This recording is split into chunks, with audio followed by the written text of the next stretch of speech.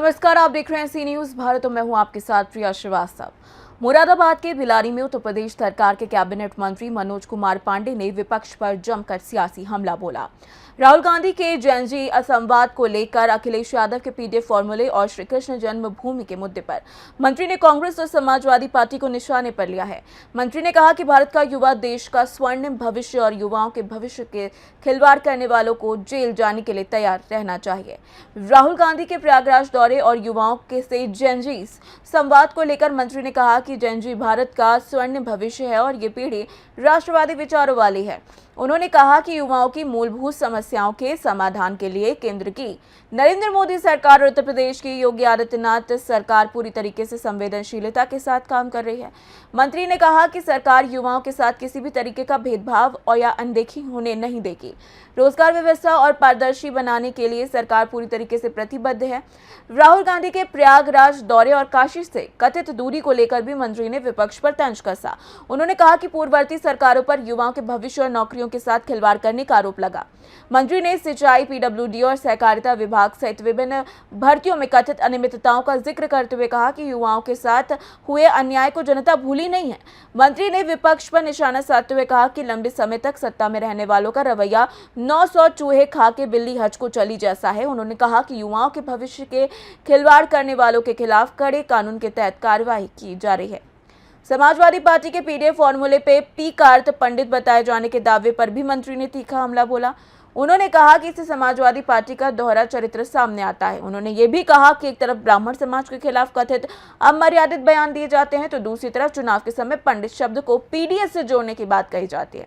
मंत्री ने सपा से सवाल किया कि वो स्पष्ट करे कि पहले दिए गए बयान सही थे या अब चुनावी दौर में बदली जा रही राजनीतिक भाषा सही है। उन्होंने दावा किया कि जनता विपक्ष के इस कथित दोहरे चरित्र को समझ रही है। इतना ही नहीं, श्री कृष्ण जन्मभूमि पर साधु संतों के द्वारा कार सेवा के सवाल पर मंत्री ने इसे करोड़ों सनातनियों की आस्था से जुड़ा विषय बताया है। उन्होंने विपक्ष पर निशाना साधते हुए कहा कि जो लोग आज सनातन और धार्मिक स्थलों की बात कर रहे हैं उन्हें मथुरा, काशी विश्वनाथ और अन्य धार्मिक स्थलों पर अधिकारों की भी ईमानदारी से बात करनी चाहिए। मंत्री ने विपक्ष के कुछ नेताओं पर नकली सनातनी बनने का आरोप भी लगाया है। जिन्होंने अपने पूरे जीवन में कर्म और धर्म, सच और सत्य से ही अपने जीवन का नाता रखा, एक योगी लेकिन कर्म योगी अगर योगी आदित्यनाथ जी के हाथ में आपने उत्तर प्रदेश की 25 करोड़ जनता की बात रोक देने का काम किया। और जब हम ये चर्चा करेंगे तो हमको ये चर्चा जरूर करनी चाहिए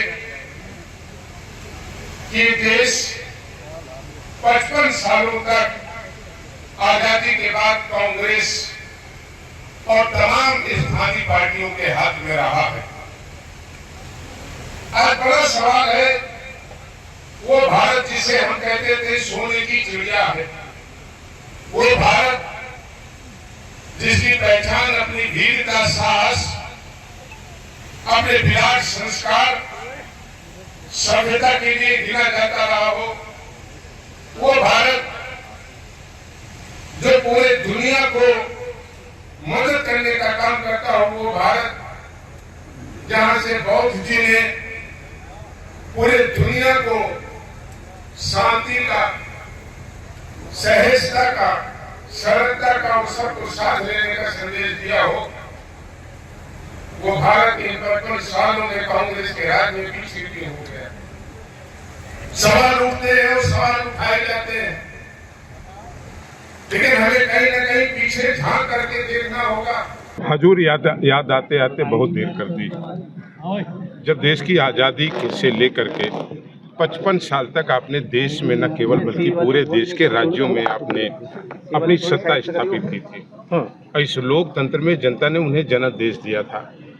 उन 55 साल तक में आपने शिक्षा की क्या व्यवस्था की, रोजगार की क्या हालत रहे, देश गरीबी रेखा के किस पायदान पर खड़ा रहा, ये सवाल देश की जनता उनसे जानना चाहती है और देश की जनता ने उसका जवाब भी उन्हें देने का काम किया।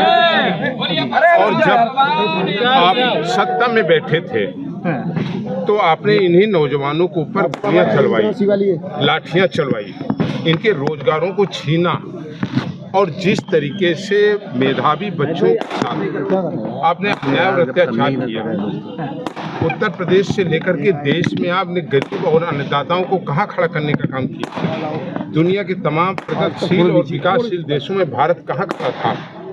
यह कहीं न कहीं आत्मचिंतन राहुल गांधी जी को करना चाहिए। आज देश भारत के यशस्वी प्रधानमंत्री आदरणीय नरेंद्र मोदी जी और उत्तर प्रदेश के मुख्यमंत्री आदरणीय योगी जी के कुशल निर्देशन में लगातार विकास पर बढ़ रहा है, रोजगार पर बढ़ रहा है, उद्योग में बढ़ रहा है, राज्यों से लेकर के गांव के अंतिम छोर विकास की ओर बढ़ रहा है। तो आज सत्ता के लोग ही ऐसे लोग जिन्होंने 55 साल तक इस देश को लूटने का काम किया, इसके विकास को छिन्न भिन्न करने का काम किया, आज उन्हें बड़ी दिक्कत हो रही है कि अन्नदाता को उसके उत्पादन का मूल्य कैसे मिल रहा है, आज नौजवानों को रोजगार से कैसे जोड़ा जा रहा है, आज गांव के अंतिम छोर 40 तक कैसे पहुंच रही है, आज बिजली कैसे अच्छी मिल रही है, आज कैसे उत्तर प्रदेश और देश समृद्धशाली हो रहा है और भारत दुनिया के तीसरे आर्थिक संपन्न देश की तरफ कैसे बढ़ रहा है। ये ऐसे लोगों को, सत्ता लोभियों को देखा नहीं जा रहा है, इसलिए वो लगातार इस तरह के षड्यंत्र सत्ता में कहीं न कहीं एक दूसरे से लड़ाने की भावना पैदा करना चाहते हैं। भारत सबका है, भारत 135 करोड़ लोगों का है और सबसे मिल करके ये भारत बना है और भारत की खूबसूरती यही है। और जब आज भारत के प्रधानमंत्री जी नारा देते हैं सबका साथ सबका विकास, इन लोगों को दिक्कत हो रही है। इसलिए ये केवल अपना विकास और अपने लोगों का विकास चाहते हैं। अपना विकास और अपने लोगों का विकास चाहने वाले लोग आज जब जनता ने इस लोकतंत्र में उन्हें सत्ता से बाहर कर दिया है तो वो लोगों को उपदेश देने का काम करते हैं। सर, एक सवाल है रामाशीष साई जी को लेकर के, जिन्होंने अभी इस्तीफा दिया है। आरएलडी के एनडीए के सहयोगी दल है और सर उन्होंने ये कहते हुए अपना इस्तीफा दिया है कि आरएलडी अपने मूल सिद्धांतों से भटक गई है। नहीं, देखिए उन्होंने क्या इस्तीफा दिया मेरी जानकारी में नहीं है और ये आप उन्हीं दल के लोगों से पूछे तो वही बता पाएंगे। सर E20 पेट्रोलियम पर विपक्ष लगातार हल्ला बोल रहा है। आज केजरीवाल जी इसके लिए अभियान चला रहे हैं, इसके खिलाफ। आज मुद्दे नहीं है वो केजरीवाल जी जिनके नाखून से लेकर सर तक भ्रष्टाचार के आखंड से डूबे रहे हों, जिन्होंने दिल्ली को किस मुकाम पर पहुंचाया इसको पूरे देश में देखने का काम किया। तो ऐसे लोग जिन्होंने भ्रष्टाचार ही अपनी पूंजी मानी, उनके मुख से कोई इस तरह की। मुरादाबाद से सी न्यूज संवाददाता राजकुमार कश्यप की रिपोर्ट। देखा जाए तो कुल मिलाकर मुरादाबाद के बिलारी में मंत्री मनोज कुमार पांडे के बयान ने प्रदेश की सियासत में एक बार फिर से युवा, रोजगार, पीढ़ी और सनातन के मुद्दों को चर्चा के केंद्र में लाकर खड़ा कर दिया है। अब मंत्री के इन तीखे बयानों पर कांग्रेस और समाजवादी पार्टी की ओर से क्या प्रतिक्रिया आती है, ये जरूर देखने वाली बात होगी। फिलहाल इस खास खबर में इतना ही। देश दुनिया की बाकी और खबरों के लिए आप बने रहिए सी न्यूज भारत के साथ।